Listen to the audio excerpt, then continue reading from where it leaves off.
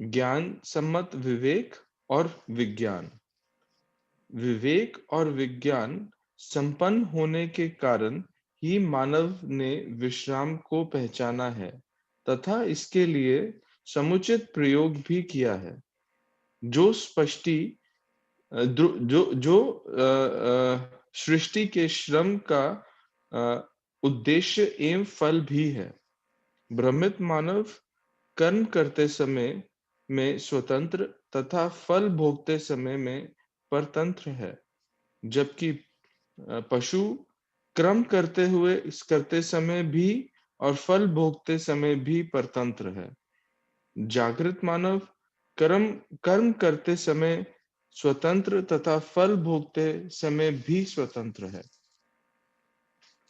कर्म की स्वतंत्रता फल स्वरूप ही मानव को जितना उन उनताव उनतावश्यक उनतावकाश उन्नत है अवकाश, उन्नत अवकाश। उन्नत उन्नत अवकाश है। कर्म की स्वतंत्रता के फलस्वरूप ही मानव को जितना उन्नत अवकाश है, उतना ही अव अवनत अवनत अवनत अवनत अवनताकाश है भी है। फलतः मानव ने सामान्य क्रमशः विषयों, ऐषणाओं तथा मोक्ष के द्वारा विश्राम पाने का प्रयास किया है।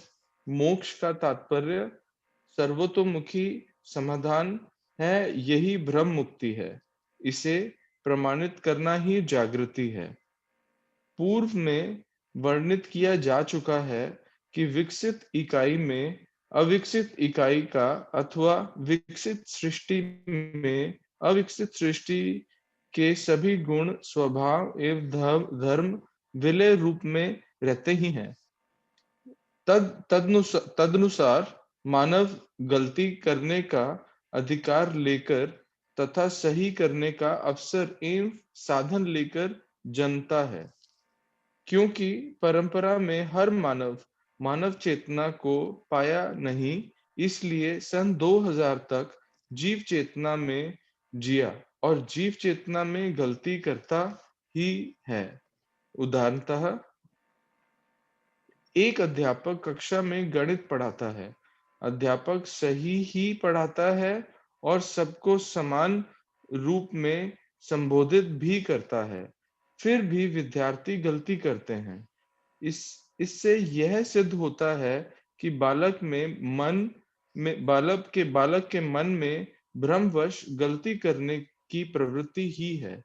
इसी के साथ यह भी सिद्ध होता है मानवीय वातावरण व अध्यापक अर्थात अध्यापन तथा अध्यापक के बोध करने की क्षमता के अनुसार के आधार पर वही विद्यार्थी पुनः सही करने में भी समर्थ होता है। इससे यह सिद्ध होता है कि वातावरण तथा अध्ययन प्रत्येक मानव को एक अवसर व आवश्यकता के रूप में मौलिकतः प्राप्त है एवं जीव चेतना में जीते हुए सही करने की प्रवृत्ति का साक्ष्य है। राहुल भाई रुक जाते हैं आप, थैंक यू। हाँ जी, हाँ जी। तो इसके बाद में फिर नेक्स्ट रीडिंग में ले लेंगे। तो कुछ मुझे ऐसा लग रहा है ज्यादा एक्सप्लेन करने वाला नहीं है। और एक मुझे ऐसा भी लग रहा था कि मैं आप सबके साथ में शेयर भी कर लूंगा इस चीज को, कि हम ना फर्स्ट रीडिंग में सब कुछ क्लियर हो जाएगा। ये हमने पहले भी बात की है, लेकिन मुझे लगता है कि ये इम्पोर्टेंट है बार बार एम्फेसाइज करना, कि फर्स्ट रीडिंग में सब कुछ क्लियर हो जाएगा, ऐसा होने वाला नहीं है। मैं अपने में देखता हूँ तो मैं इस पुस्तक को कई बार पढ़ चुका हूँ और अभी भी काफी अनुभूतियां ऐसी हैं जिनको मैं बिल्कुल ईमानदारी से कहूँ तो मैं उसको नहीं समझा हूँ पूरी तरह से। तो अपने में शोध कार्य चलता रहता है। तो इसको पढ़ने का तरीका ये है कि फर्स्ट रीडिंग में जो जो सिंपलेस्ट चीजें हैं वो उनकी तरफ हमारा ध्यान चला जाए, और जो सिंपलेस्ट नहीं है, जो हमारे को समझ में नहीं आ रही है, उसके बारे में एक हल्की सी चर्चा कर लें और आगे बढ़े, है ना। तो इसको ना एक किसी टाइम फ्रेम में हम इस पुस्तक को कंप्लीट भी कर पाए। नहीं तो अगर हम बहुत डिटेल में पहली रीडिंग में ही जाएंगे तो ये कभी हमारी स्थिति भी नहीं है कि सब कुछ समझ पाए, और इसी में ही हो सकता है कि 1-2 साल लग जाए पूरी पुस्तक पढ़ने में।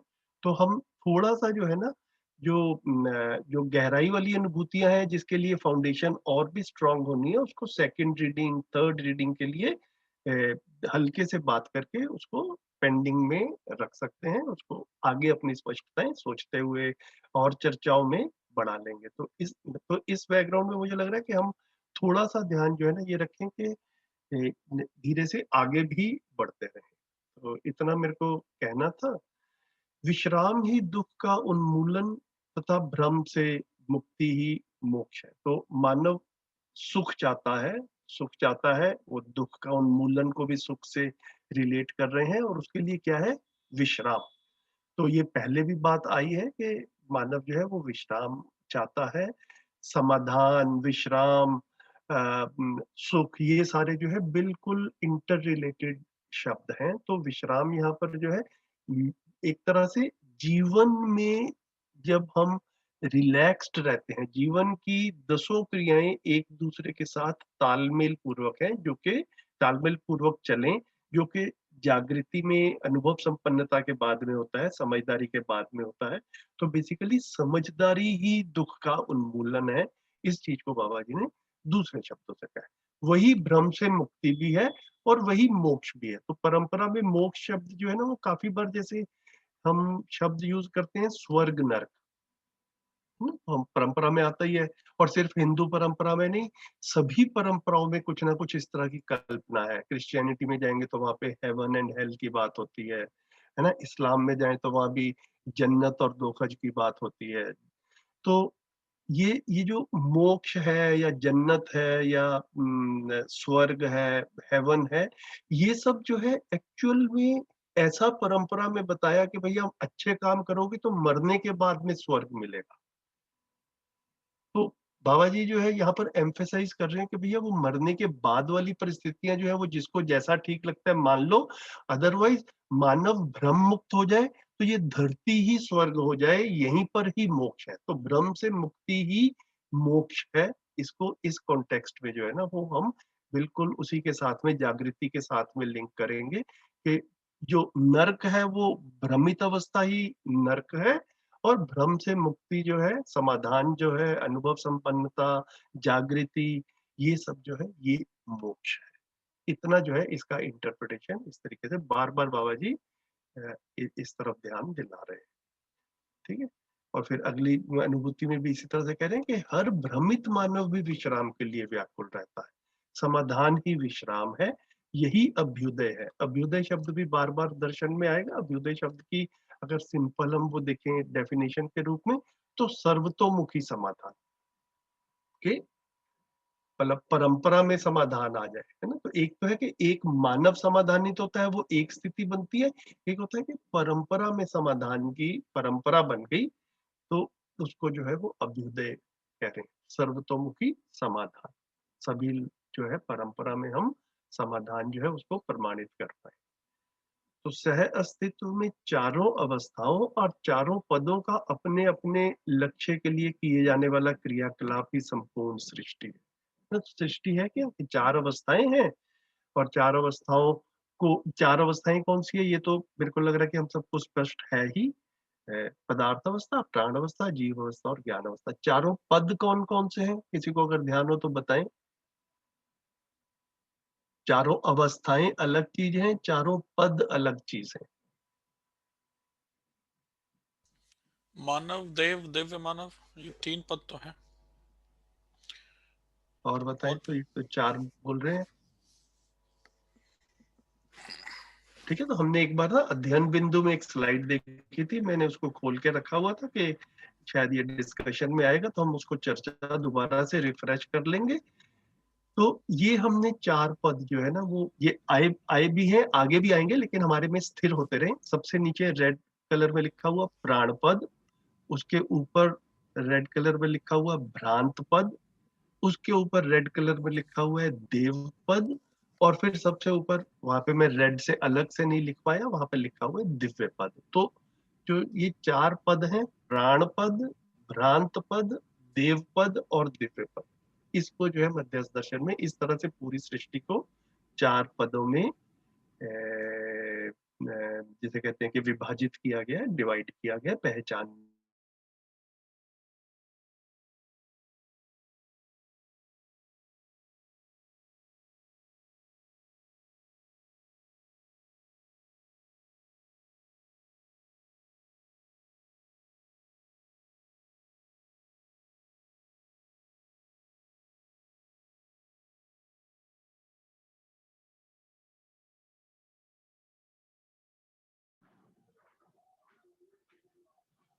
वाला पार्ट जो है वो इसमें जीवावस्था और भ्रमित ज्ञानावस्था, ये सेकंड वाले पद में आया। फिर इसके ऊपर तीसरा वाला जो है जागृति के बाद में मानव और देव मानव, उसको देव पद बोला। और फिर जो जो बिल्कुल अल्टीमेट चीज जो बताई उसको दिव्य पद। इस तरह से इसको 4 पदों में जो है वो डिवाइड किया। तो ये प्राण पद, प्रांत पद, देव पद और दिव्य पद, इस तरह से हम इसको थोड़ा अपने में ध्यान में रखें, याद रख पाए, क्योंकि जब भी चीज आए तो ये हमारे को ध्यान रहे कि इसको कह रहे हैं। इतना ठीक है, वापस चले। संजीव भाई, हाँ जी, हाँ तो जी। इसमें जड़ जो है, जड़ इससे और नीचे की इकाई है या नहीं इसमें नहीं, जड़? ये प्राण पद जो है ये जड़ ही है भैया, पदार्थावस्था। जैसे लोहा है ना, हाइड्रोजन है, ऑक्सीजन है, ये सब क्या है, ये जड़ ही है। यही पदार्थावस्था और प्राणावस्था, ये लिखा भी है एग्जाम्पल्स में, सारे पदार्थ, सारे पेड़ पौधे, जीव शरीर और मानव शरीर, ये जो है इस कैटेगरी में। तो पेड़ पौधों का हम मटेरियल की बात कर रहे हैं यहाँ पे, ना कि हम पेड़ पौधों के एज अ यूनिट की बात कर रहे हैं। मतलब पेड़ पौधे के अंदर जीवन, जैसे हम बोलते हैं कि उनके अंदर भी लाइफ है साइंस के हिसाब से, तो उनको हम। मध्यस्थ दर्शन के हिसाब से बोलिए अब। जी जी जी जी। तो क्या पेड़ क्या पौधे बोलिए? नहीं जो है, नहीं नहीं, तो लाइफ है कि नहीं है भैया, पहले ये सेटल करो। मतलब मुझे डाउट डाउट है एक्चुअली, इसलिए मैं पूछ रहा हूँ कि पेड़ पौधों को हमने प्राण पद में रखा है, और प्राण को मैं समझता, मतलब प्राण को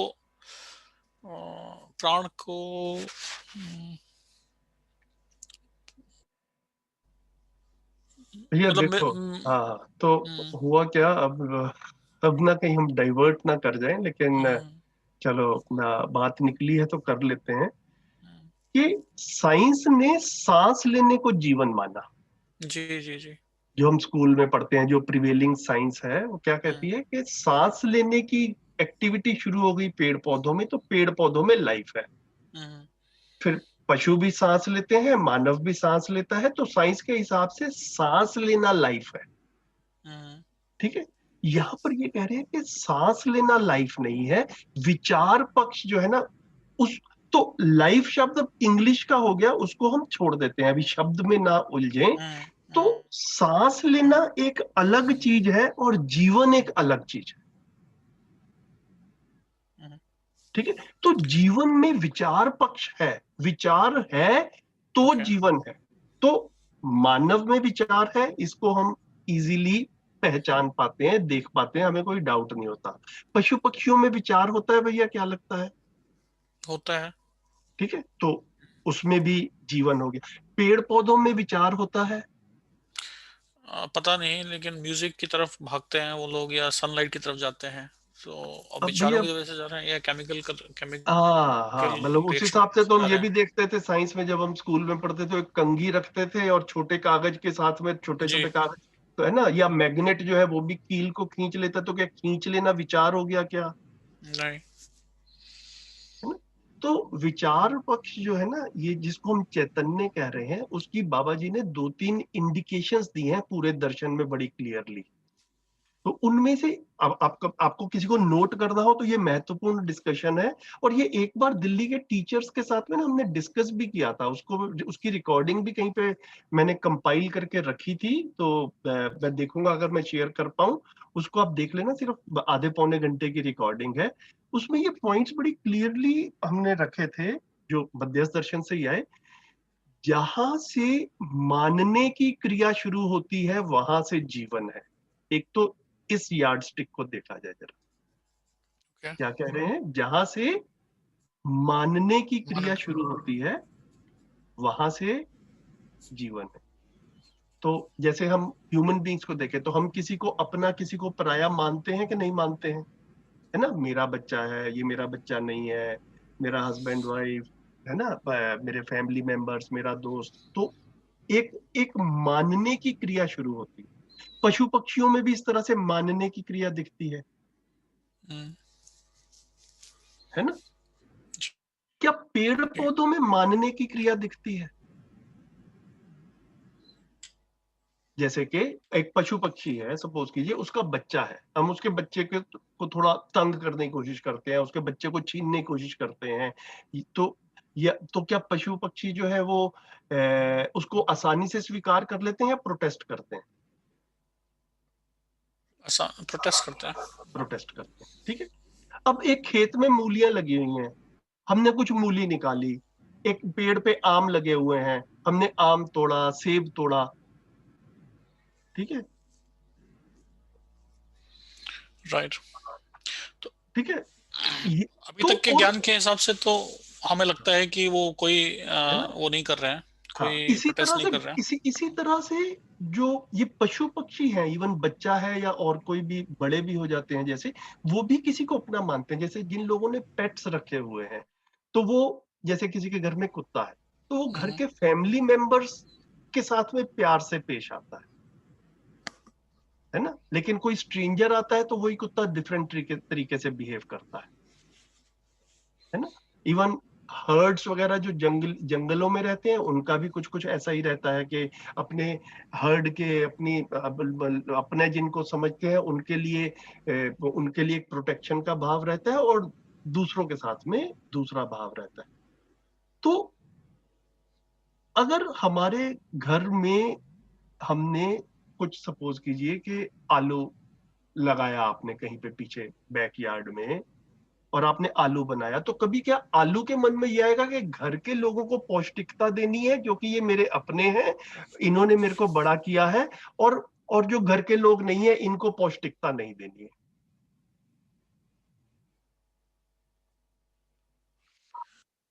कन्वेंशनल नॉलेज के हिसाब से तो लगता है कि उनके अंदर सोचने समझने की शक्ति नहीं है, कन्वेंशनल नॉलेज के हिसाब से। लेकिन इस पर रिसर्च अभी भी जारी मतलब होनी चाहिए कि वास्तव में मतलब वो उनमें भी फीलिंग्स हैं या नहीं है। तो तो मतलब भैया इस पे रिसर्च चालू रखी जाए, बिल्कुल ठीक है ना? तो मतलब वो देखा जाए तो जितना जिसे कहते हैं कि ये जो है ना, ये भैया अंत में जाके अपने में निष्कर्ष निकलता है कि भैया मेरे को जो है वो क्या क्या क्या लगता है, वो इवेंचुअली जिसे कहते हैं कि वो निष्कर्ष तो अपना ही रहेगा, है ना? तो जिस तरह से हम योजनाएं बनाते हैं, उस तरह से पेड़ पौधे भी योजनाएं बनाते हैं कि नहीं बनाते? पशु पक्षी भी योजनाएं बनाते हैं कि नहीं बनाते हैं ना? तो पशु पक्षी योजनाएं बनाते हैं, ये हमको दिखता है, वो डिसीजन लेते हैं, अपना पराया का कुछ उसमें वो दिखता है। पेड़ पौधों में दिखता है या नहीं दिखता? तो ये ना पूरा मध्यस्थ दर्शन में भैया आगे चलने के लिए अपने में ये क्लियरिटी पहले होना बड़ा जरूरी है। इस पे अगर स्थिरता नहीं होगी तो आगे बढ़ते बढ़ते भी अगर इन दुविधाओं के साथ में रहेंगे भैया, तो क्लियरिटी नहीं बनने वाली आगे कि जीवन कहाँ पर है और कहाँ पर नहीं है। तो यहाँ पर प्रस्तावित है, इस प्रस्ताव को हम पहले अच्छे से जांचें कि पशु पक्षी शरीर को जीवन चलाता है, मानव शरीर को जीवन चलाता है, ठीक है? क्या पेड़ पौधों को भी जीवन चला रहा है या नहीं? ये इसको जो है वो अपने में एक निष्कर्ष निकालने की आवश्यकता है। जी भैया इसमें मेरा एक सवाल है, ये आप एक बार क्रिया पूर्णता संक्रमण पे थोड़ा सा ध्यान दिलाएंगे? मतलब मुझे ऊपर आचरण पूर्णता, जागृति पूर्णता समझ में आ रहा है, बट ये जो भ्रांत से देवपद चक्र की ओर है, उसमें क्रिया पूर्णता का क्या मतलब है? तो पहला गठन पूर्णता समझ में आ जाता है आपको? पहला संक्रमण बिंदु जो है उसको गठन पूर्णता बोला कि परमाणु जो है उनमें परमाणुओं की संख्या बदलने से आचरण में परिवर्तन होता है, उसको गठनशीलता कहते हैं। एक स्थिति आती है कि परमाणु में गठन पूर्ण हो जाता है, उसके बाद में उसमें अंशों की संख्या नहीं बदलती, इसको जीवन परमाणु बोलते हैं। ये जो जीवन परमाणु होता है, ये 4.5 क्रिया के साथ में जो है ये चलता है। तो जो दूसरा संक्रमण बिंदु है जिसको क्रिया पूर्णता कह रहे हैं, ये 4.5 से पूरी 10 क्रिया तक पहुंच जाना, इसको क्रिया पूर्णता कहते हैं।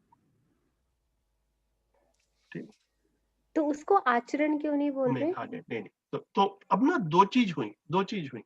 एक हुआ कि एक व्यक्ति जागृत हो गया, है ना, एक व्यक्ति अनुभव संपन्न हो गया, उसकी 10 क्रिया संपन्न हो गई। जैसे आदरणीय नागराज जी ने घोषणा की कि मैं जागृत हो गया, मैं 10 की 10 क्रिया संपन्न हो गया, अनुभव संपन्न हो गया।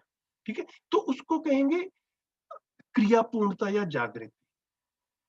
अब क्रिया पूर्णता या जागृति एक मानव की जो है, इसको हम बाय एजुकेशन दूसरे व्यक्तियों तक भी ट्रांसफर कर पाए और इसकी परंपरा बन जाए, उसको आचरण पूर्णता कह रहे हैं।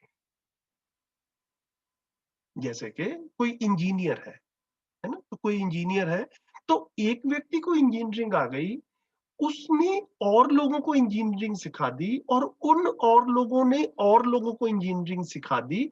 इस तरह से इंजीनियरिंग की परंपरा बन गई, है ना। वो घर बनाने की सिविल इंजीनियरिंग हो सकती है, कंप्यूटर इंजीनियरिंग हो सकती है, वो कुकिंग का भी ज्ञान हो सकता है। तो एक व्यक्ति को कुकिंग आ गई, उसने दूसरे को सिखा दी, दूसरे ने तीसरे को सिखा दी, परंपरा बन गई।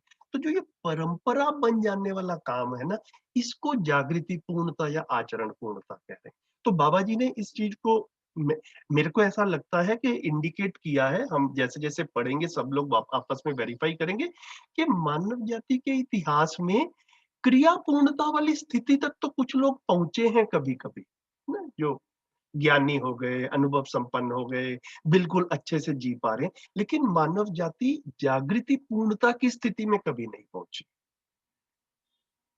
है ना। वो ज्ञानी व्यक्ति का शरीर शांत हुआ और बाद में जो है मतलब कोई और ज्ञानी हो नहीं पाया, है ना। तो ज्ञान की परंपरा नहीं बन पाई, वो समझ की, सही जीने की, मानवीयता की परंपरा नहीं बन पाई, वो बनाना है हमको।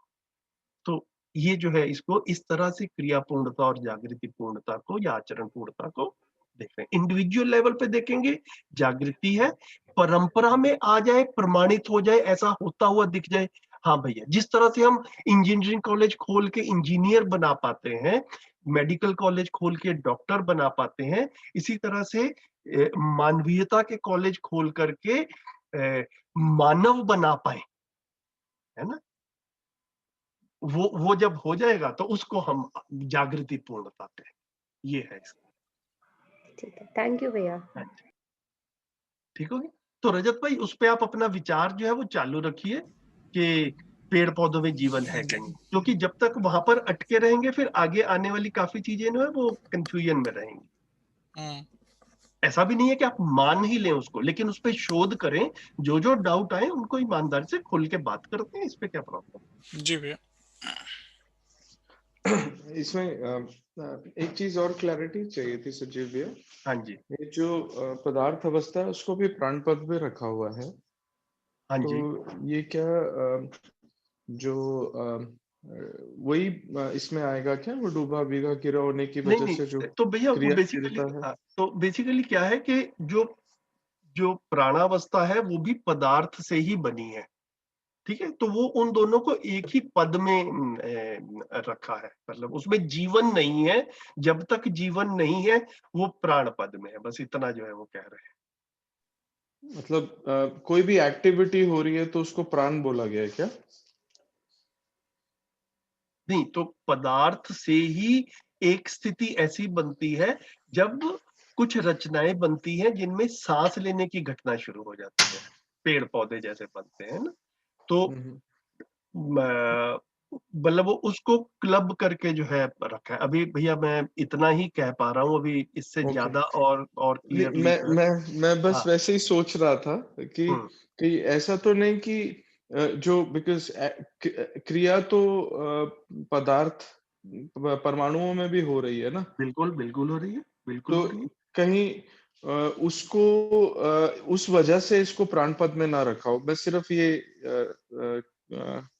एक चाह रहा था कि इसके ऊपर कहीं मेरे को थोड़ा सा एश्योरेंस मिल जाए कि ये ऐसा ही है जो ऐसा मैं सोच रहा हूँ, या फिर कोई और है, अदरवाइज है। अभी कारण क्या रहा होगा, मतलब मैं उसको ज्यादा स्पष्ट नहीं कर पाऊंगा, लेकिन पदार्थ अवस्था और प्राणावस्था इसकी सारी इकाइयां जो है वो प्राण पद चक्र में है, इतना जो है वो प्रस्तावित है, इसको ये नाम दिया। ठीक है, ठीक है अब क्यों दिया ये मैं अभी ज्यादा एक्सप्लेन नहीं कर पाऊंगा। ठीक है भैया, ठीक है भैया।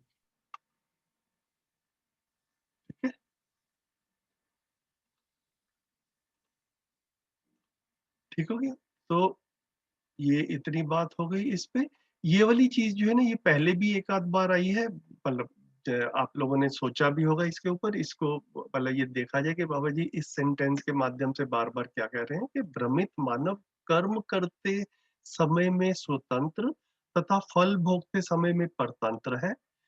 पशु कर्म करते समय भी और फल भोगते समय भी परतंत्र है, और जागृत मानव कर्म करते समय भी स्वतंत्र है और फल भोगते समय भी स्व स्वतंत्र है। तो इसको जो है मतलब ये भी अपने में एक सोचने की चीज है, मतलब लगातार सोचते रहें, देखते रहें कि इन तीनों में क्या डिस्टिंक्शन है ना, पशु में, भ्रमित मानव में और जागृत मानव में क्या क्या डिस्टिंक्शन कह रहे हैं, कर्म करने के एंगल से और फल भोगने के एंगल से। तो जो जागृत मानव वाला है, अगर हम इससे शुरू करें तो जागृत मानव कर्म करते समय स्वतंत्र है। स्वतंत्र मतलब जैसे जीवन अस्तित्व को समझता है और अस्तित्व की समझ के अनुसार मानव कर्म कर रहा है। ठीक है, तो अस्तित्व के नियमों का ज्ञान है, मानव का ज्ञान है, तो उस तरह से जब कर्म कर रहा है, इस स्थिति में जब कर्म कर रहा है, तो कर्म का रिजल्ट क्या होगा वो भी मानव को मालूम है, कर्म करने वाले को, जागृत मानव को। तो जब उसको मालूम ही है तो उसको मालूम है कि रिजल्ट क्या आएगा, तो जब रिजल्ट आता है तो जागृत मानव परेशान नहीं होता, कोई भी उसके पास में ऐसी स्थिति नहीं बनती है कि वो परेशान हो। भ्रमित मानव जो है वो कर्म करते समय तो अपनी मर्जी से काम करता है, उसको लगता है कि मैं कर्म स्वतंत्रतावश कर रहा हूं, जो कि मानव कर्म स्वतंत्र है, जो जैसा वो मानता है वैसा वो कर्म कर सकता है। लेकिन भ्रमित मानव को अस्तित्व के नियमों का ज्ञान नहीं है, करने से होगा क्या उसे उसका ज्ञान नहीं है, तो किसी आशा में कुछ करता है, करते समय स्वतंत्र है, लेकिन जैसा सोचा होता है वैसा नहीं होता है, तो वो रिजल्ट जो है, जो सोचा नहीं था वैसा रिजल्ट आने से परेशान होता है। परेशान होता है मतलब दुखी होता है, लेकिन उसको भोगने में विवश है। ठीक है, तो इसको जो है फल भोगते समय परतंत्र है। इसको इस भाषा में इस तरह से लिखा कि भ्रमित मानव कर्म करते समय स्वतंत्र है, 4.5 क्रिया से अपनी जो भी एजम्पशंस है उनके साथ में काम करता है। ठीक है, लेकिन फल जैसा उसने सोचा रहता है, क्योंकि सोच पूरी, समझ पूरी नहीं हुई रहती है, तो फल भोगते समय पड़ता। पशु का इस तरह से अपने अंदर से कुछ लक्ष्य के रूप में कुछ नहीं निकलता, उसका उसका सारा कर्म करने का पर्पस भी बाहर है। बाहर क्या है? शरीर को बनाए रखना। वो जो 4 विषय लिखे ऊपर, आहार, निद्रा, भय, मैथुन, ये सारे के सारे शरीर के विषय हैं। तो जीवन पूरी तरह से शरीर की सेवा में लगा हुआ है, अगर हम थोड़ा सा जनरल भाषा में कहें। ठीक है, तो जीवन शरीर के लिए समर्पित है। ठीक है, तो अब शरीर के साथ में जो कुछ होगा वो भी साफ, काफी कुछ जो है वो बाहरी प्रभाव से हो सकता है। तो कर्म करते समय भी परतंत्र है, क्योंकि जीवन जो है उसको अब चला कौन रहा है? शरीर चला रहा है। शरीर के कहे अनुसार जो है, उसके प्रेरणावश, उसकी जो भी आवेश आ रहे हैं उसकी वजह से जो है वो जीवन जो है वो शरीर को चला रहा है, और जो फल भोगते समय भी परतंत्र है। तो इसको कुछ कुछ जो है मैं ऐसे देख रहा हूँ, आप भी थोड़ा इस पे अपने थोड़ा और सोचिए, किसी और का भी ध्यान जैसे जा रहा हो तो शेयरिंग कर सकते हैं। हाँ मेरे को ना हाँ जी, हाँ जी। आप कौन बोल रहा है? आप बोल सकते हैं, मैं बाद में बोल दूंगी। अच्छा, मैं सिर्फ ये बोल रहा था भैया कि जो पशु का एग्जांपल दिया उसको ऐसे देख सकते हैं कि कर्म करते समय वो इंद्रियों के वश में है या उस पे डिपेंडेंट है। शरीर बोल रहे हैं तो इंद्रियां उसी में इंक्लूडेड है। जी बिल्कुल ठीक है।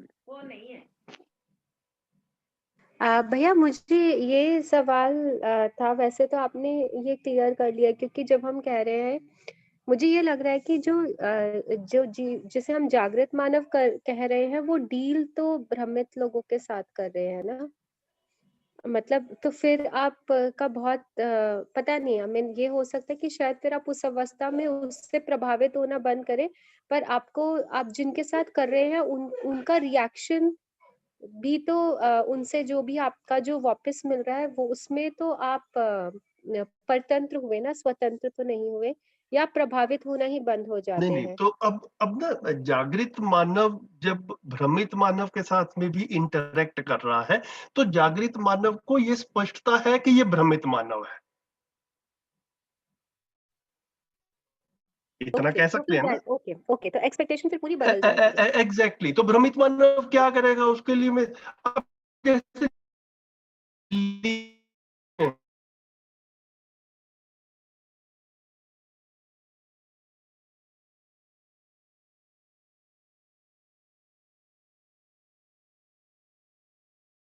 नहीं है तो किसी दूसरी जगह के ऊपर जाके सेटल हो सकते हैं, ठीक है। लेकिन अगर कुछ कॉन्शियस डिसीजन ले रहे हैं कि भैया यहाँ रहना है, तो रहना है में ये मालूम है कि भैया यहाँ रह रहे हैं तो यहाँ पर ये तो है, तो कम से कम उससे परेशान, ये नहीं कि भैया बैठे भी अपनी चॉइस से हुए हैं और उसके बाद में शिकायतें कर रहे हैं।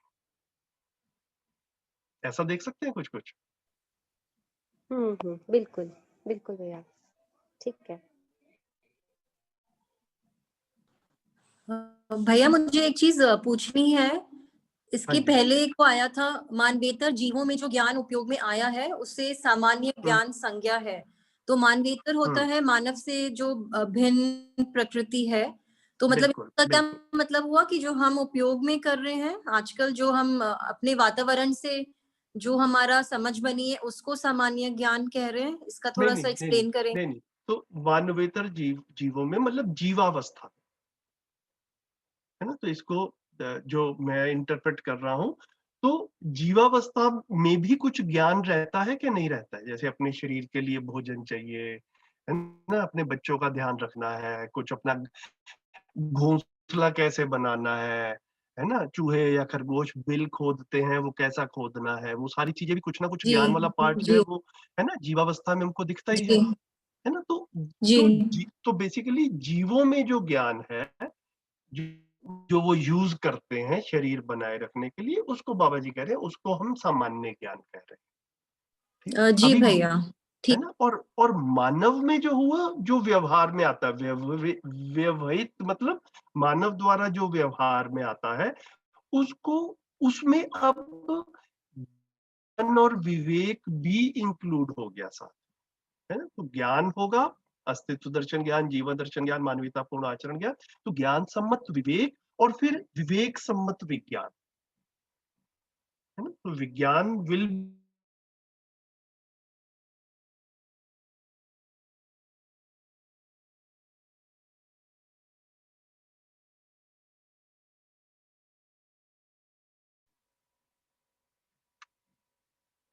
ठीक है भैया, थैंक यू। ठीक है जी।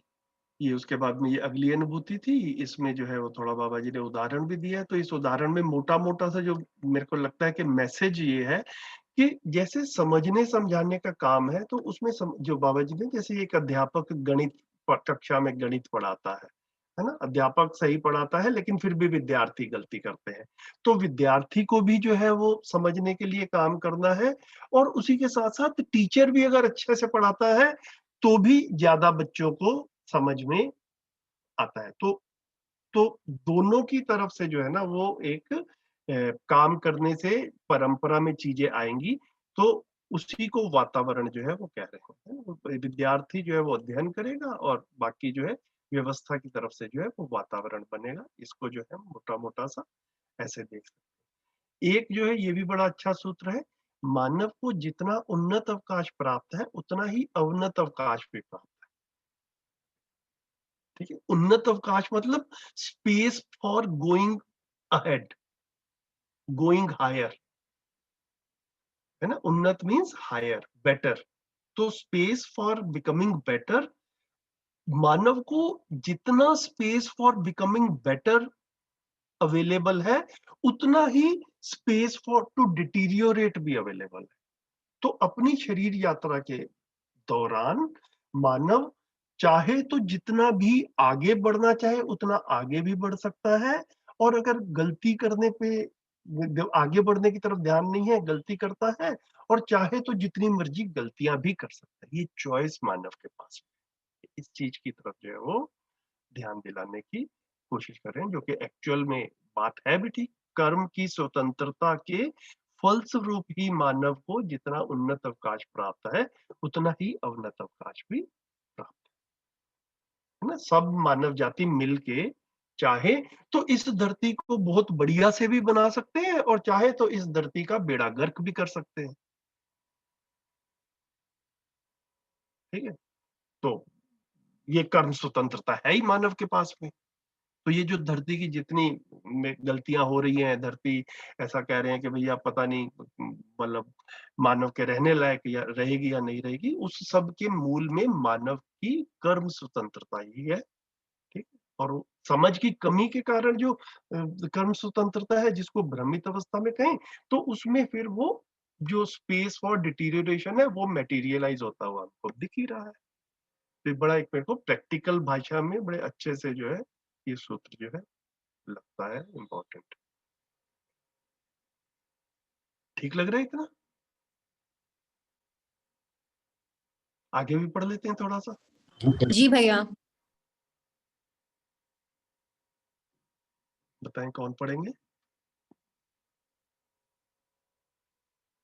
हाँ मैं पढ़ लेती हूँ भैया। ठीक है, अभी शिल्पा जी पढ़ ले। रजत भाई ने भी हाथ खड़ा किया था, अगली बार रजत अच्छा भाई वो पढ़ ले, कोई बात नहीं, पहले आप पढ़िए दीदी, फिर इसके आपके बाद में रजत भाई पढ़ लेंगे। अच्छा, मानव ने अपनी आवश्यकता की पूर्ति के लिए उत्पादन कार्य एवं प्रयोग किया है। उत्पादन एवं प्रयोग का फल ही अर्थोपार्जन है। प्रत्येक मानव प्राप्त अर्थ की सुरक्षा एवं सदुपयोग चाहता है। अपने अपने योग्यता, क्षमता एवं पात्रता अनुसार प्रत्येक भ्रमित एवं सुरक्षा की कामना से वैयक्तिक नीति निर्धारण किया, जिससे मतभेद उत्पन्न। फलस्वरूप मानव ने सार्वभौम सिद्धांत पूर्ण व्यवस्था के संबंध में अन्वेषण किया, जिससे एक मौलिक सिद्धांत उपस्थित हुआ जो निम्न अनुसार है। मानव सही में एक तथा गलती में अनेक है। सिद्धांत ही नियति, नियति ही नियम, नियम ही विज्ञान एवं विवेक, विज्ञान एवं विवेक ही ज्ञान तथा ज्ञान ही सिद्धांत है। सिद्धांत, नियम, प्रक्रिया एवं उपलब्धि जिस समय भाषा के रूप में अवतरित होते हैं उसे सिद्धांत कहते हैं। प्रक्रिया कार्य व्यवहार के रूप में है जिसका फल परिणाम फलित होता है। नियम, क्रिया के संरक्षण एवं शासन रीति ही नियम है। मानव सामाजिकता यथा मानवीयतापूर्ण संस्कृति, सभ्यता, विधि और व्यवस्था का अध्ययन, प्रयोग एवं पालन करना चाहता है, चूंकि यह चारों परस्पर पूरक हैं। विज्ञान एवं विवेकपूर्ण विचार, व्यवहार, अध्ययन, अध्यापन, उत्पादन, उपयोग, सदुपयोग, वितरण, प्रचार, विधि एवं व्यवस्था ही मानवीयता के संरक्षण के लिए मानव द्वारा अनुभूत संपूर्ण कार्यक्रम है। विचार, प्रियाप्रिय, हिताहित, लाभालाभ, न्यायान्याय, धर्माधर्म तथा सत्यासत तुलनात्मक वृत्ति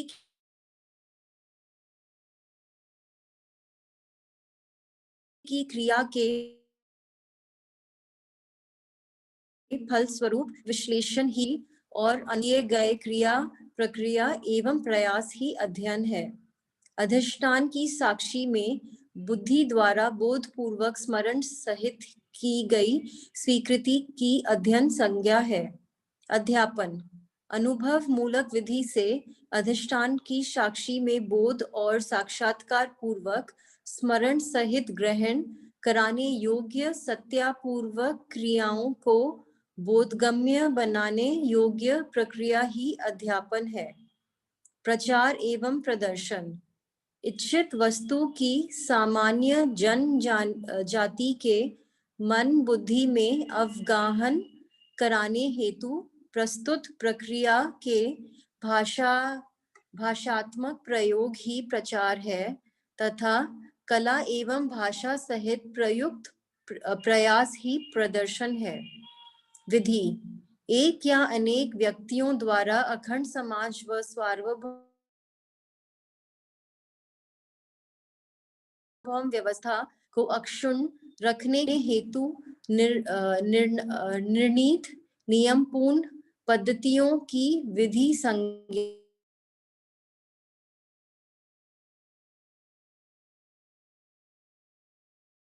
है।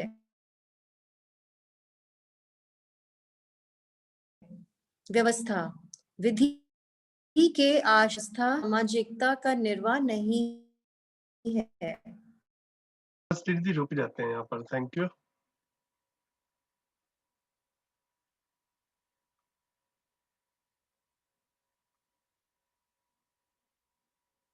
ठीक है, इसके बाद की अनुभूति जो है समय बचेगा तो पढ़ लेंगे। तो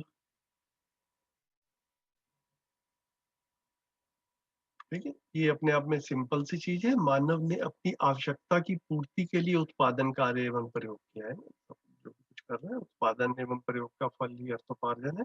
तो अभी गलती क्या होती है कि आवश्यकता को ठीक तरह से ना पहचान पाना जो है ये मूल रूप में गलती है। तो मानव की दो तरह की आवश्यकताएं, एक शरीर की आवश्यकताएं, एक जीवन की आवश्यकताएं। तो मानव ने अभी तक जीवन को अच्छे से नहीं समझा है, इसलिए जीवन की आवश्यकताओं को भी अच्छे से नहीं I समझा think है। मेरा कनेक्शन लॉस्ट हो गया था। हाँ जी दीदी, कोई बात नहीं। हमने वो बस जितना पढ़ना था उतने पे ही रुकना भी था, तो अब हम उसको जो है ना थोड़ा डिस्कस कर रहे हैं दीदी। Thank you. ठीक है, तो अपनी जी आवश्यकताओं जो है वो उनको ठीक से पहचान लिया जाए जो आवश्यक है। तो हमारे मैं शरीर और जीवन का संयुक्त रूप हूँ। मेरी कुछ शरीर की भी आवश्यकताएं हैं, मेरी कुछ जीवन की भी आवश्यकताएं हैं। तो वो जीवन को नहीं पहचाना, इसलिए जीवन की आवश्यकताओं को भी ठीक से नहीं पहचाना। शरीर प्रत्यक्ष है, शरीर दिखता है, शरीर पहचान में आता है, उसकी आवश्यकताएं भी जो है वो स्थूल रहती हैं, अच्छे से दिखती हैं। तो यहाँ पर जो है ना एक मूल रूप में गलती हुई है। तो ये आवश्यकताओं को पहचानना जो है शरीर और जीवन के रूप में उसको मतलब एक देखने की बात है।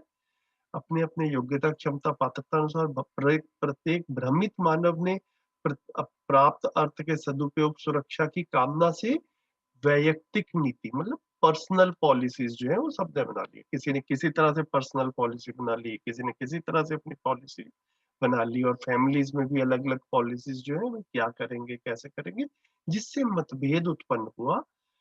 बाबा जी कह रहे हैं कि एक मौलिक सिद्धांत उपस्थित हुआ जब हमने अन्वेषण किया। तो वो क्या है, मानव सही में एक तथा गलती में अनेक है। ठीक है, तो अब सही में एक क्या है, तो सही में एक का यही मतलब है कि जब भी हमें अस्तित्व समझ में आएगा, तो अगर समझ में आया है तो वो एक जैसा ही समझ में आएगा। अगर अलग अलग तरीके से हमारा कुछ इंटरप्रिटेशन चल रहा है तो इसका मतलब यह है कि या तो किसी एक को या दोनों को या सबको अभी तक ठीक से समझ में नहीं आया है, क्योंकि अस्तित्व सबके लिए एक जैसा ही अवेलेबल है।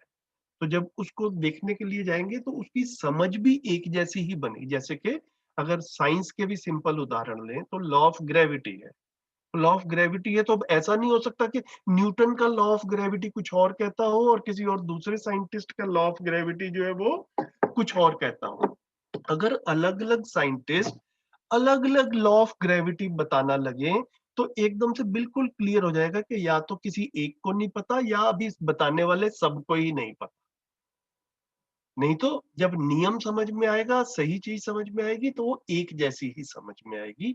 इस चीज को जो है वो कह रहे हैं मानव सही में एक तथा गलती में अनेक है। इसका कहीं ना कहीं पे बाबा जी ने एक उदाहरण भी दिया है कहीं पर शायद, कि एक बच्चा जब गलती करता है तो जैसे मैथमेटिक्स में अगर हम सम दें तो या कोई, तो सही आंसर एक रहता है, गलत आंसर जो है वो कई हो सकते हैं। तो मानव सही में एक है, गलती में अनेक है, इतना जो है वो कह रहे हैं। बाकी और चीजें हैं उसको पढ़ के देख लीजिए, कुछ बात करने का मन हो तो। यहाँ पर जो मुझे इम्पोर्टेंट लगता है भैया, अभी थोड़ी देर पहले रजत भाई के साथ में जैसे बात हो रही थी कि जो चैतन्य पक्ष है उसको जीवन कह रहे हैं, यहाँ पर विचार है। तो विचार जो है क्या है, प्रिय अप्रिय, हित अहित, लाभ अलाभ। तो प्रिय हित लाभ न्याय धर्म सत्य, इसका जो तुलन है वृत्ति में, इसको जो है ना वो विचार कह रहे हैं बेसिकली। तो जागृत मानव में न्याय धर्म सत्य वाले विचार की भी क्लियरिटी रहती है, भ्रमित मानव में प्रिय हित लाभ वाला तो बेसिकली एक्टिव रहता ही है। तो इतना जो है वो दिख रहा है। इसके बाद में ये अध्ययन शब्द जो है ना पूरे मध्यस्थ दर्शन में बार बार आएगा, इसके ऊपर हम थोड़ी सी बात कर सकते हैं। तो अध्ययन क्या है, जिसको हम इंग्लिश में अगर बोले तो वर्ड यूज कर लेते हैं स्टडी। तो अधिष्ठान अर्थात आत्मा की साक्षी और अनुभव की रोशनी में स्मरण सहित किए गए क्रिया प्रक्रिया एवं प्रयास की ही अध्ययन है। तो जैसे जीवन परमाणु बोला, जीवन बोला, तो उसके मध्यांश में जो जो अंग है उसको या जो अंश है उसको आत्मा बोला, फिर आत्मा से लगा हुआ जो ऑर्बिट है उसको बुद्धि, फिर उसके आगे चित्त, फिर उसके आगे वृत्ति, और फिर उसके बिल्कुल बाहर जो है उसको मन बोला। तो आत्मा के साक्षी और अनुभव की रोशनी में, तो किसी एक व्यक्ति को अनुभव हो गया और वो अपने अनुभव को बताता है, क्लियरली कम्युनिकेट करता है कि अनुभव होने के बाद में मुझे अस्तित्व ऐसा समझ में आया। उस समझने को जब स्टूडेंट जो है स्मरण करता है, उसकी क्रिया प्रक्रिया प्रयास को समझने का जो प्रयास है, उस सारे का नाम जो है, उस प्रोसेस का नाम अध्ययन है। तो अभी भी क्या होता है अगर हम देखें ट्रेडिशनल नॉलेज में भी, जैसे कि बिल्कुल शुरू में लॉ ऑफ ग्रेविटी एक आदमी को समझ में आया, उस एक आदमी को समझ में आया तो उसने 10-20 लोगों को बताया होगा, उन 10-20 को समझ में आया तो उनमें से फिर हर एक ने 10-20 को या 100-200 को बताया होगा। अब धीरे धीरे क्या होगा, धरती का हर मानव जो है, हर बच्चे को हम लॉ ऑफ ग्रेविटी जो है वो समझा पाते हैं। तो लॉ ऑफ ग्रेविटी परंपरा में आ गया 200-300 साल में। तो एक व्यक्ति को समझ में आया, उसके अनुभव की रोशनी में जो है बाकी लोगों ने कोशिश की, प्रयास किया, उसको जो है वो स्टडी कह रहे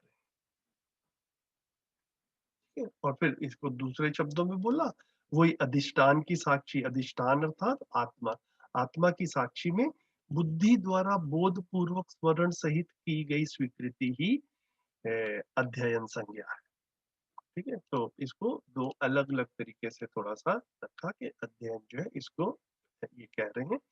तो ये तो हो गया स्टूडेंट के एस्पेक्ट से कि स्टूडेंट अध्ययन कर रहा है, हम सब जैसे मिलकर अध्ययन कर रहे हैं। अब अध्यापन क्या है, पढ़ाने वाला है उसको क्या कह रहे हैं, तो पढ़ाने वाले को अनुभव हुआ है ना, जो पढ़ रहा है वो अनुभव करना चाहता है, जो पढ़ाने वाला है उसको अनुभव पढ़ा, ये बड़ा आवश्यक है कि पढ़ाने वाला जो है वो अनुभव संपन्न हो, नहीं तो जो है वो जिसे कहते हैं कि जिसको पूरा अनुभव नहीं है वो सामने वाले को पूरा अनुभव करा पाएगा, ऐसा नहीं है। तो बाबा जी ने अपने पूरे संवादों में काफी बार ऐसा कहा है कि बिना समझे हुए भी ऐसी आवश्यकता होगी कि लोग एक दूसरे से बात करेंगे, संवाद करेंगे, जैसे हम भी एक दूसरे से गोष्ठी में संवाद कर ही रहे हैं।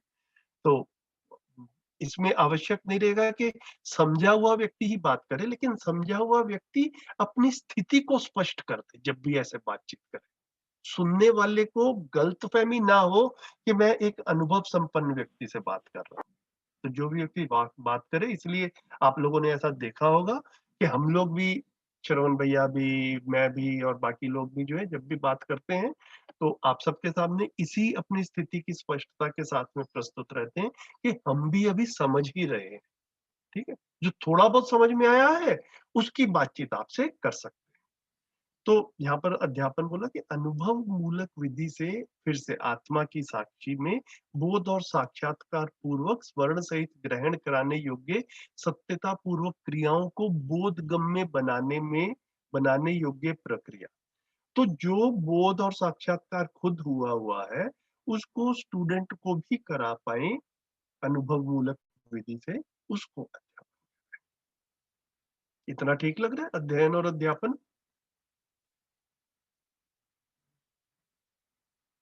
जी भैया।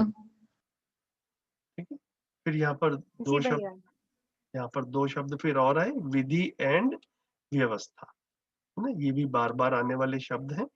तो एक या अनेक व्यक्तियों द्वारा अखंड समाज व सार्वभौम व्यवस्था को अक्षुण्ण बनाए। अक्षुण्ण मतलब निरंतर बनाए, हर क्षण बनी रहे।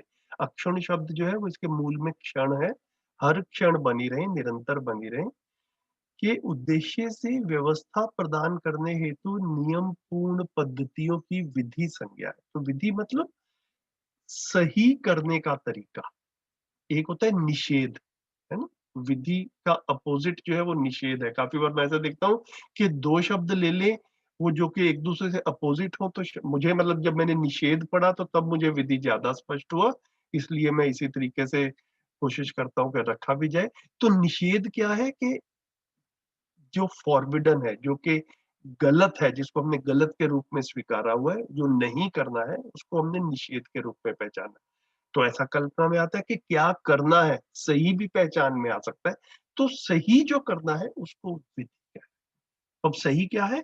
जो अखंड समाज सार्वभौम व्यवस्था को बनाए रखने के उद्देश्य से जो भी कार्य किए जाएंगे उसको विधि बोलेंगे। और जो अखंड समाज सार्वभौम व्यवस्था को बनाने के लिए और उसको कंटिन्यूटी देने के लिए ऐसा लगेगा कि सहायक नहीं है, फिर वो विधि के अंतर्गत नहीं आए। और व्यवस्था क्या है? विधि के आशय को कार्य रूप करने हेतु। तो एक एक विधि का जो है एक इंटेंशन है कि अखंड समाज सार्वभौम व्यवस्था बन जाए। अब उसके लिए कुछ नियम बनाने पड़ेंगे, कुछ है ना, कुछ जो है वो एक व्यवस्थाएं बनानी पड़ेंगी, कुछ सिस्टम्स होंगे, उस सब को व्यवस्था बोला। तो पहले एक बार विधि समझ में आ जाए फिर व्यवस्था जो है वो, इसको जो है विधि और व्यवस्था, ये दोनों शब्द इस तरह से साथ साथ चलते हैं। तो सह अस्तित्व सहज परंपरा के बिना सामाजिकता का निर्वाह नहीं है, संभव ही नहीं है। बिल्कुल ठीक है, जब तक सह अस्तित्व समझ में नहीं आएगा, अगर हम इस एग्जिस्टेंस को, इस धरती को म्यूचुअली कॉन्फ्लिक्टिंग रूप में देखेंगे, संघर्ष के रूप में देखेंगे, तो फिर सामाजिकता, अखंड समाज जिसको कह रहे हैं, वो संभव नहीं है। फिर संप्रदाय रहेंगे, एक दूसरे के साथ में क्लेश रहेगा। वैसा ही हिस्टोरिकली अभी तक चल भी रहा है। तो अस्तित्व को सह अस्तित्व रूप में देख पाए, है ना, और हमें लगे भी कि हाँ नेचर में तो सह अस्तित्व है, मानव को समझ में नहीं आया है, यही मूल में गलती हो रही है। तो मुझे लगता है जो बाबा जी कह रहे हैं यहाँ पर, तो वो समझ आने के बाद में सामाजिकता, अखंड समाज वाला जो जो कल्पना है वो सार्थक हो सकती है। तो इतना है यहाँ पर, मुझे लगा जो बात रखने की है। आपका कोई और प्रश्न वगैरह हो तो देख ले।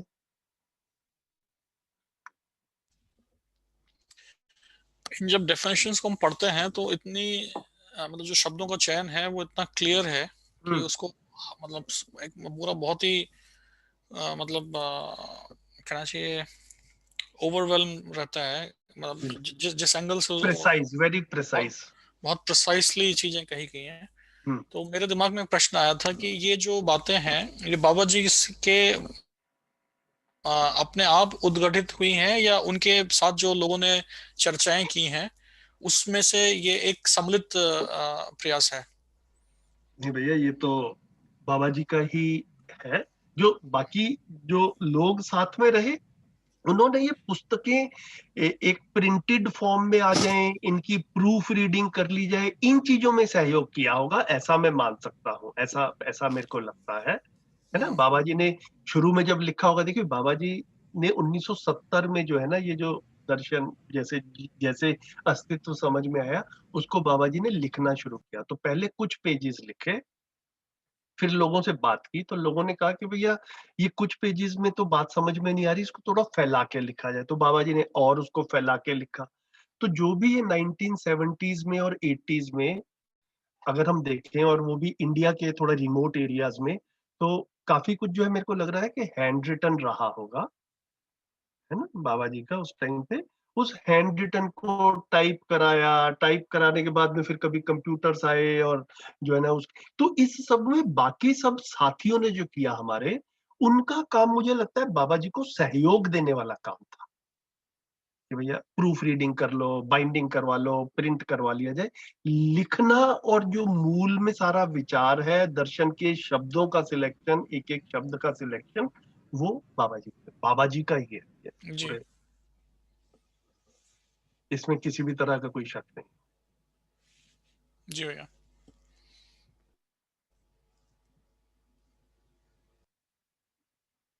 तो हम भी देखते हैं भैया कि बहुत प्रिसाइज हैं, जैसे आप कह रहे हैं। एक बार सुनते हैं तो ठीक लगता है, फिर बाद में खुद सोचें तो लगता है कि उतनी प्रिसीजन के साथ में मैं अपने अंदर सोच नहीं पा रहा हूं। तो उसी का पर्पस है कि दोबारा दोबारा से देखा जाए, एक है ना, कि बहुत किसी भी चीज के साथ में होता है भैया। मतलब इंग्लिश पढ़ें, साइंस पढ़ें, मैथमेटिक्स पढ़ें, मतलब एक बार पढ़ने से क्लियर हो जाए तो ऐसा नहीं है, बहुत बार प्रैक्टिस करनी पड़ती है। तो अभी तक हमने प्रैक्टिस को ना जिस तरह से बाकी सब्जेक्ट के साथ में या काफी सारे स्किल्स के साथ में पहचाना, यहाँ पर भी अभ्यास करने की जरूरत है। इसके बाद में एक पुस्तक आएगी नंबर 3 पे, अभ्यास दर्शन। जैसे मानव व्यवहार दर्शन है, दूसरी है कर्म दर्शन, तीसरी है अभ्यास दर्शन, और चौथी है अनुभव दर्शन। तो जो अभ्यास दर्शन है, वो अभ्यास दर्शन में भी बाबा जी क्या कर रहे हैं, एक एक टॉपिक ले रहे हैं और उसके ऊपर एक एक पेज, आधा आधा पेज, कहीं पे 3 3 4 4 पेजेस, उसको अपने शब्दों में पूरा डिस्क्राइब कर रहे हैं कि हमारे मन में, ये अभी तक ना हम लोग शरीर के द्वारा अभ्यास करने के की हमारी एक आदत सी बनी हुई है ना। जैसे हम कहते हैं कार चलाने की प्रैक्टिस कर रहे हैं, है ना, स्विमिंग की प्रैक्टिस कर रहे हैं, म्यूजिक की प्रैक्टिस कर रहे हैं। तो किसी चीज को रिपीटेडली करना, कब तक करना, जब तक उसमें एक्सपर्ट ना हो जाए, इसको हमने प्रैक्टिस माना। तो बाबा जी हमको मानसिक अभ्यास की तरफ लेकर जा रहे हैं, है ना। तो ये समझने के लिए भी अभ्यास करने की जरूरत है। जिस तरह से शरीर से हम अभ्यास करते हैं, कुछ भी करते हैं, बार बार करते हैं, तो उससे उसमें हम पारंगत हो जाते हैं, एक्सपर्ट हो जाते हैं। इसी तरह से अनुभव के लिए भी हम अभ्यास करेंगे। अब अनुभव के लिए मतलब ऐसे भागने दौड़ने से या शरीर से करने वाला काम नहीं है, लेकिन शरीर का सहयोग चाहिए। ये पढ़ना, लिखना, सुनना, देखना, ये सब तो चलेगा, लेकिन अपने अंदर जो सोचने वाला काम, मनन वाला काम, चिंतन वाला काम जो है, ये चलता रहे, इसको बाबा जी अभ्यास कह रहे हैं। समझने के लिए अभ्यास। तो जो हमको अभी प्रिसाइज लग रहा है, मेरे को लग रहा है धीरे धीरे करके हम लोग अभ्यास करेंगे तो ये हमारे को भी इतना डिफिकल्ट नहीं लगेगा जितना आज लग रहा है।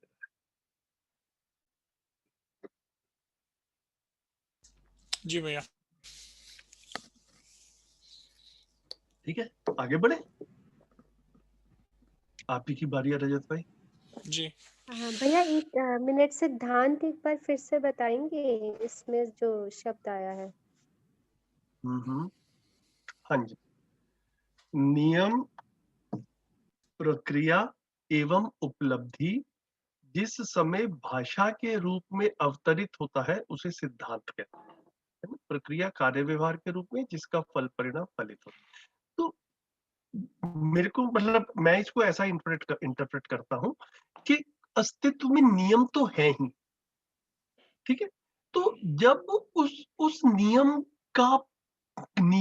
कैसे हो रहा है, उसकी उसकी उसका जो है ना प्रक्रिया, उसका प्रोसेस समझ में आ जाए, और मतलब जो है वो समझ में आ जाना उपलब्धि है, उसको हम भाषा के रूप में बता पाए। जैसे कि मैं इसको फिर से न्यूटन्स लॉ ऑफ ग्रेविटी के साथ में गुरलीन जी रिलेट करता हूँ कि अगर 300 साल पहले न्यूटन ने लॉ ऑफ ग्रेविटी को पहचाना और शब्दों में रखा, तो उस लॉ ऑफ ग्रेविटी को हम सिद्धांत के रूप में कह सकते हैं, क्योंकि अब वो भाषा के रूप में हमारे सामने आ गया। हालांकि ग्रेविटी तो जब न्यूटन ने लॉ ऑफ ग्रेविटी पहचाना, उससे पहले भी ग्रेविटी तो थी ही, और वो नियम के रूप में थी, है ना? नहीं कहा वो एग्जिस्टेंस में थी, मतलब 1000 साल पहले भी, न्यूटन से काफी पहले भी सेब जब गिरता था तो नीचे ही गिरता था, ठीक है। लेकिन वो सिद्धांत के रूप में, भाषा के रूप में मानव जाति को पता नहीं था, मतलब लाइक उसको उसको कैसे एक्सप्लेन करें, ये इस स्थिति तक मानव जाति नहीं पहुंची थी। तो अस्तित्व के नियमों को जब उसके प्रोसेस के रूप में हम समझ पाए, वो एक अचीवमेंट है, उसको हम भाषा के रूप में लिख पाए, उसको सिद्धांत कहते हैं। ऐसा मैं इसको इंटरप्रेट कर रहा हूँ। ऐसा ठीक लग रहा है कुछ कुछ? हाँ जी। और नियम को फिर कैसे समझेंगे? नियम तो है ही अस्तित्व में। तो क्या ग्रेविटी को हम नियम मानेंगे? और उसको बता पाना, उसको रीजन आउट करना सिद्धांत है, उसको भाषा के रूप में उसको पहचान पाना, बिल्कुल। अब और ऐसा रीजन आउट भी कर पाना। बिल्कुल बिल्कुल बिल्कुल ओके ओके। बिल्कुल। तो इसको मैं ऐसा देखता हूँ कि नियम, जैसे ये ना एक कहीं पे अनुभव दर्शन में बड़ा अच्छा सूत्र आता है कि ज्ञान ना होने से ज्ञान का को कोई नुकसान नहीं होता। नुकसान किसको होता है? हाँ, बिल्कुल। जिसको ज्ञान होना चाहिए उसको ज्ञान नहीं है, नुकसान उसको ही हो रहा है। ज्ञान के ना होने से ज्ञान का कोई नुकसान नहीं हो रहा, नुकसान नहीं हो रहा। है ना? तो नियम का ना पता होने से नियम को कोई फर्क नहीं पड़ रहा। नुकसान, या बिल्कुल बिल्कुल। ठीक है। तो भैया इसमें हम ऐसे करेंगे, सह अस्तित्व में हम जब कहते हैं कि हम उसको समझ के उसके साथ रह रहे हैं, स्पेशली धरती को, तो वो नियम नहीं, नियम समझना मतलब जो बिल्कुल है उसमें हम कैसे डिफरेंशिएट करें कि हम नहीं समझ पाकर हम उसको खराब भी कर रहे हैं। बिल्कुल। तो भ्रम में क्या यही नहीं होता है। भ्रम में तो अस्तित्व में संघर्ष है या अस्तित्व सह अस्तित्व है? अगर हम अस्तित्व में संघर्ष है इसको सच मान लेते हैं, इसको नियम मान लेते हैं, तो फिर हम अपना जीना जो है, अपनी लिविंग उस नियम के अनुसार बना लेते हैं, है ना? तो अस्तित्व में अगर संघर्ष है ऐसा लगता है, तो फिर अपने को बचाने में बड़ी ऊर्जा लगी रहती है ना? फिर वो मतलब घर में बड़ी बड़ी दीवारें हों, बड़े बड़े ताले हों, लॉकर्स हों, फिर काफी सारी ऊर्जा अपने आप को बचाने में लगी रहती है। और अस्तित्व में सह अस्तित्व है, तो मानव चाहता क्या है? अभी तक क्या है कि एक्चुअल में ना, यहाँ पर मेरे को ये मेरे को एक लंबा समय लगा है दीदी, मैं आपसे शेयर कर सकता हूँ, क्योंकि जो अपने को देरी लगी, अगर आप लोगों का ध्यान ऐसा हो कि शेयरिंग से थोड़ा जल्दी चला जाए। अभी तक ना जो अपने आसपास है हमने उसको सच्चाई माना हुआ। तो अपने आसपास चोरी चकारी होती है, अपराध होता है, भ्रष्टाचार होता है, लोग गलतियां करते हैं, है ना? लोग नासमझ है, ऐसा हमने देखा हुआ है और ऐसा माना हुआ है कि ऐसा ही है। अभी तक जो है ऐसा चल रहा था। मैं पर्सनली अपने भी देखता हूँ तो मैं ऐसा ही मानता। यहाँ पर मध्यस्थ दर्शन में हमारा ध्यान ये दिलाया गया कि ये सब नासमझी वश हो रहा है, नासमझी की वजह से हो रहा है। एक्चुअल में मानव जो है वो जिसे कहते हैं कि न्यायपूर्वक जीना चाहता है। वास्तव में मानव व्यवस्था पूर्वक जीना चाहता है। तो न्याय की और व्यवस्था की समझ नहीं बनी है, इसलिए उससे उल्टे पुल्टे काम हो रहे हैं, उससे अलग काम हो रहे हैं, अन्याय वाले काम हो रहे हैं, अव्यवस्था वाले काम हो रहे हैं। ठीक है।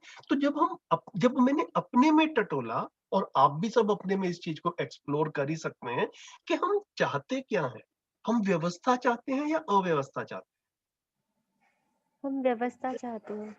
हम न्याय चाहते हैं कि अन्याय चाहते हैं? न्याय चाहते हैं। सिर्फ आप और मैं चाहते हैं या सभी चाहते हैं? सभी चाहते हैं। बात तो अभी तक क्या हुआ कि मतलब आई समटाइम्स फील अमेज्ड कि हमारी इतनी उम्र बीत गई, इस भाषा के साथ में हमारा आज तक कभी किसी ने हमसे बात नहीं की, है ना? मतलब इस एक एक यूनिफॉर्मली एक एक जो है वो यूनिवर्सल सी चाहना है कि ये जो धरती है ये युद्ध के बिना रहे, ये अपराध के बिना रहे, ये सबकी चाहना है। इसको जब मैं अपने में फील कर पाता हूँ, जितनी क्लियरली हम इसको फील कर पाते हैं, उतनी क्लियरली फिर ये देख पाते हैं कि जो भी ये गलतियां हो रही हैं, ये नासमझी की वजह से हो रही। तो जिस तरह से हमारे तक ये प्रपोजल पहुंचा और हम इसको इतनी क्लियरली देख पाते हैं, इसी तरह से इस भाषा में ज्यादा लोगों से बात हो पाएगी, तो ज्यादा लोग इस चीज को देख पाएंगे बड़ी क्लियरली। तो ये जो है, ये फिर व्यवस्था बनाने में it will be very helpful. अब ये काम होगा धीरे धीरे, तो ये भी मेरे को लगता है कि ये बाबा जी बड़ी क्लियरली देख पाए होंगे।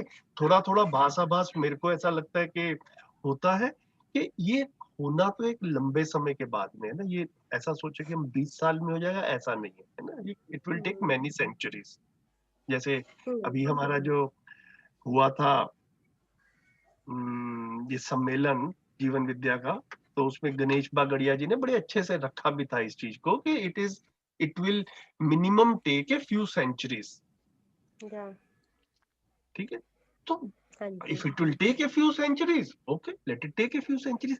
शुरू होगा तो वो कुछ सेंचुरीज के बाद में भी पूरा होगा। शुरू ही नहीं होगा तो फिर तो समय निकलता जाएगा।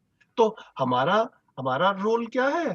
हम उस क्रम में जहां पर खड़े हैं, उसमें ये चीज हमको समझ में आ रही है। ये चीज जो और भी समझना चाहते हैं, जिनको और भी अपने में ये फील होता है कि चीजें ठीक होनी चाहिए, और हम चाहते भी हैं कि चीजें ठीक हो, और इसके लिए कहीं जंगल में जाना नहीं है, कोई गुफा में तपस्या नहीं करनी है ना, बड़े आराम से जो है रहते हुए जैसे हम घर परिवार में रहते हैं, उसको उस सब के अंतर्गत जो है हम अपना ये अध्ययन कर सकते हैं।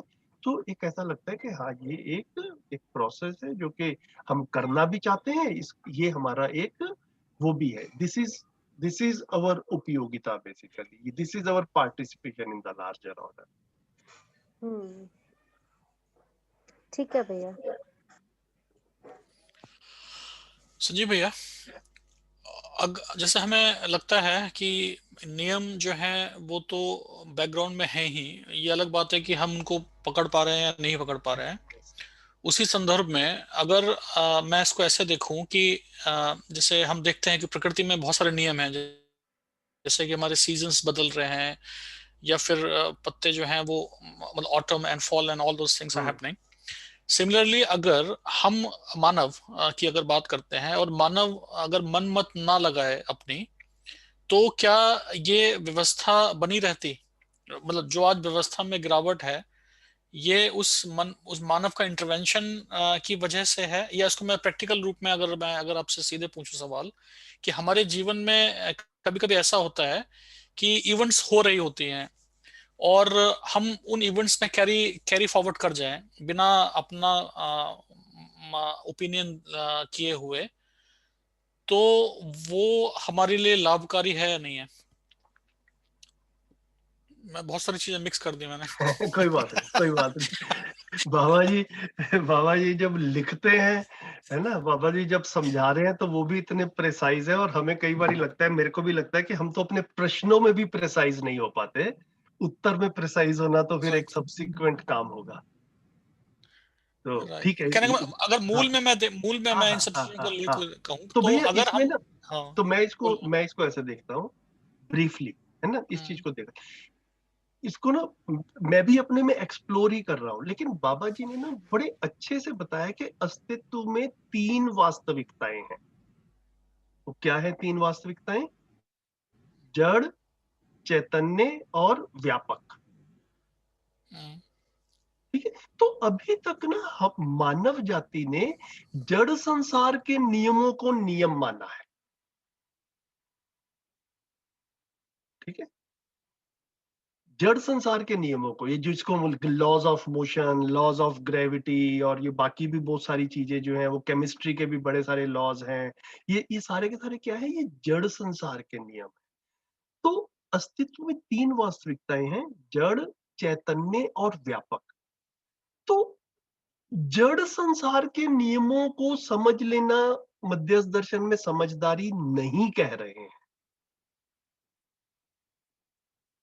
ठीक है, चैतन्य संसार के नियमों को समझ लेना मध्यस्थ दर्शन में समझदारी कह रहे हैं। ओके, और उसके लिए अध्ययन करना होगा उसके। और ये इसको हम बड़ी आसानी से अपने में फील भी कर पाते हैं। देखिए ये ना हम लोगों ने शुरू के इंट्रोडक्टरी सेशंस में कई बार इस बात को रखा था, और अभी रखे हुए काफी दिन हो गए हैं, तो अच्छा रहेगा कि हम रिफ्रेश भी कर लें कि हम जब फैमिलीज में रहते हैं तो बेसिकली हमारी फैमिलीज में हमारी दो ही तरह की रिक्वायरमेंट्स हैं। अगर हम बोलें कि एक हैप्पी फैमिली जो है उसको कैसे पहचान सकते हैं, तो इसको हम अपने सेशंस में, परिचय शिविर वगैरह में रखते ही हैं कि 2 पॉइंट से पहचान पाते हैं। किसी को ध्यान है वो हैप्पी फैमिली को पहचानने के 2 पॉइंट्स कौन कौन से हैं? समाधान पूर्वक? माइक खोलकर बोलें जो भी बोलना चाहते हैं। आवश्यकता से अधिक का भाव और शिकायत मुक्त संबंध। बढ़िया, मेरे घर में तो कुछ कुछ काम हो रहा है भैया।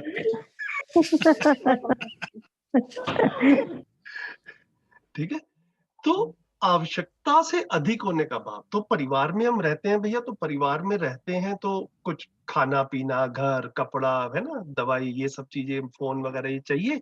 तो इन चीजों की कमी ना हो, हम गरीबी ना महसूस करें, हम समृद्धि के भाव से जिए। एक तो हम सबकी फैमिलीज में ये रिक्वायरमेंट है, हम चाहेंगे ना कि हमारे परिवार में ये समृद्धि का भाव रहे।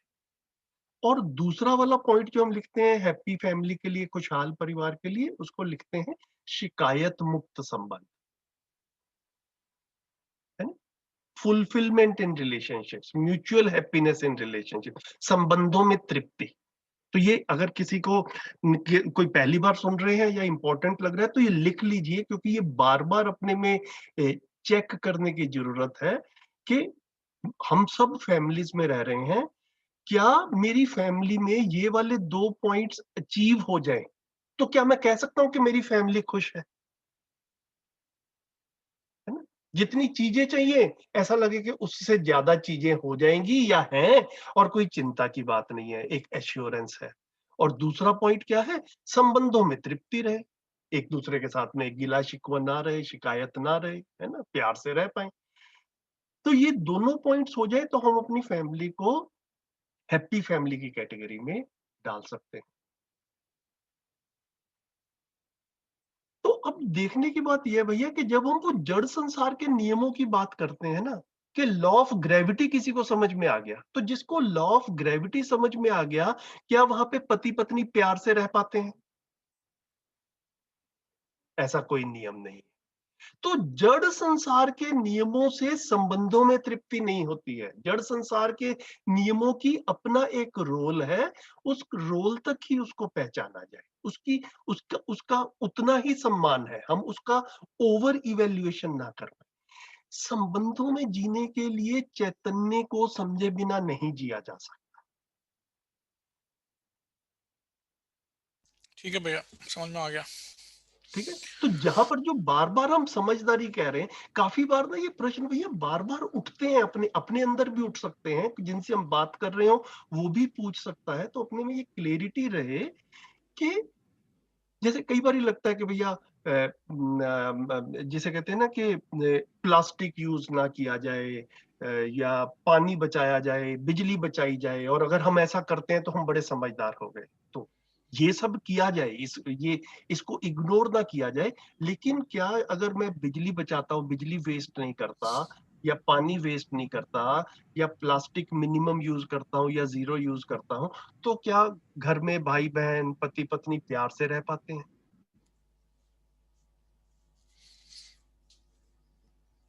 हाँ या ना? ना। ना, बस ये क्लियरिटी रहे भैया। तो वो जो चैतन्य के लेवल के ऊपर तालमेल है, चैतन्य संसार के जो नियम है ना, समझदारी वहां से शुरू हो रही है। यहाँ पर बाबा जी समझदारी को प्लेस कर रहे हैं। जड़ संसार के नियम जो है वो एक मैकेनिकल लेवल के ऊपर पदार्थावस्था के नियम है, पदार्थावस्था का अपना एक स्थान है, उतने तक ठीक है। ठीक है, चैतन्य जो है वो उससे बड़ी चीज है। तो चैतन्य के बिना समझदारी नहीं है, चैतन्य को समझे। जी भैया। और ये तो जागृत मानव किसको कह रहे हैं? समझदार मानव, जिसने इस चैतन्य को समझ लिया। और जिसने समझ लिया और इसकी इंपॉर्टेंस को भी समझ लिया, फिर वो अपने घर पे काम भी करना शुरू करता है। उसको अपने घर में भी पता चलता है कि भैया बच्चों को नौकरी करवानी है, पैसे कमाने हैं बच्चों ने, उसके लिए बच्चों को एनेबल करना है। ये तो एक काम है, बच्चों को समझदार भी बनाना है ताकि बच्चे भी बड़े होकर संबंधों में तृप्ति पूर्वक जी पाए। नहीं तो पैसे कमाने का कार्यक्रम चलता रहेगा और संबंधों में फुलफिलमेंट नहीं रहेगी। ये एक बहुत बड़ा खालीपन जो है वो हमको अपने आसपास के समाज में आजकल दिखता है।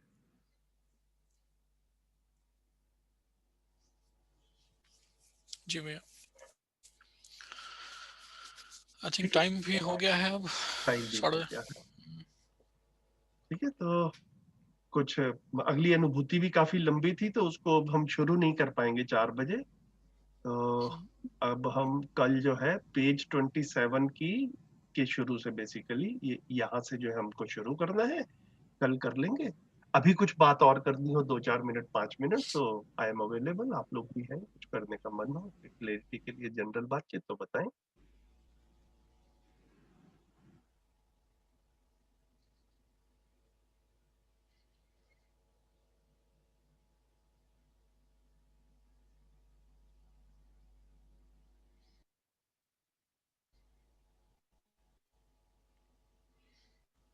चलिए ठीक है, मुझे लग रहा है कि